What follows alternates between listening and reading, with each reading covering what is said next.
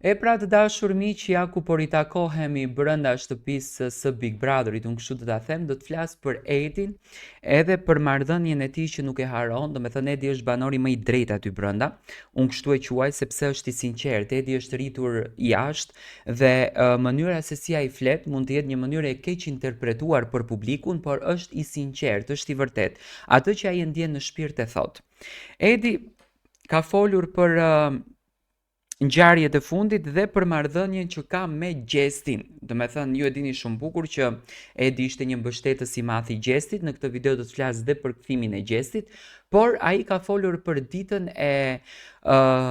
varimit të vllait të Gjestit për keqpërdorimin që u bë nga ana e telefonëve dhe tha që është e turpshme të shohësh një njeri siç është Gjesti që përlotej, mërzitej dhe njerëzit që rinin non stop me telefonat në duar duke filmuar sikur po bënin një film.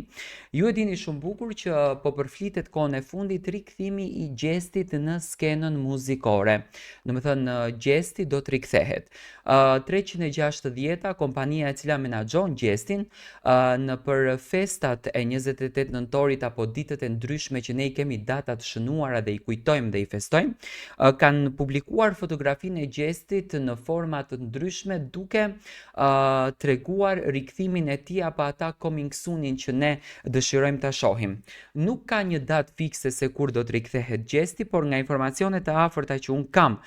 me miq të Gjestit më kanë treguar që Gjesti do të rikthehet dhe do të rikthehet me këngë, do të rikthehet me muzikë dhe do të rikthehet me koncerte në nder edhe të shpirtit dhe të emrit të vllait të tij. Sipas miqve, familja Kelmendi ka filluar pak e nga pak ta merr veten, sepse këto janë gjërat e Zotit dhe ne duhet me patjetër që t'i pranojmë, domethënë duhet me dashuri, me lumturi, me pozitivitet të kujtojmë njerëzit të cilët humbin nga kjo botë dhe Gjesti do të rikthehet me një këngë siç duket do të jetë një dedikim kushtuar vllaut të tij Eldioni, duke e ditur edhe afrimitetin që kanë patur, dashurinë që kanë patur, atë ndjesinë shpirtërore që kanë patur. Gjesti gjithmonë e ka treguar edhe brenda shtëpisë së Big Brotherit që unë luftoj vetëm për një gjë të vetme dhe ajo është familja ime. Siç duket shumë shpejt brenda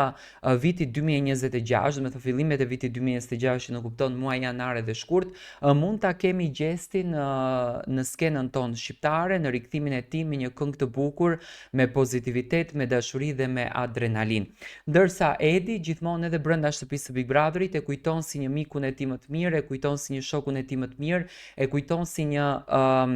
djalin të cilin ai e respekton pafund edhe ai e nderon pafund. Si e shikoni ju rikthimin e Gjestit?